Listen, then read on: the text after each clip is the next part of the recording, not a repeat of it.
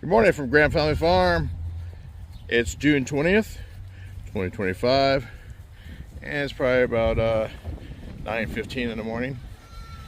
Got all the goats out here in the new goat pen, which is still not complete, but it's getting there.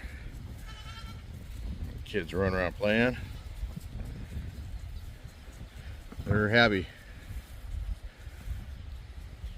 Mama's out here grazing.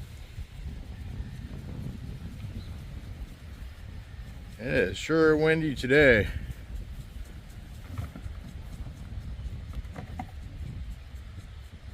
Everybody's taken care of for right now. I think Doodle. Sally wants to go for a ride apparently. It's like 62 degrees right now and the wind's just kicking. Hopefully the wind slows down some. I got things to do. Anyway, appreciate you watching.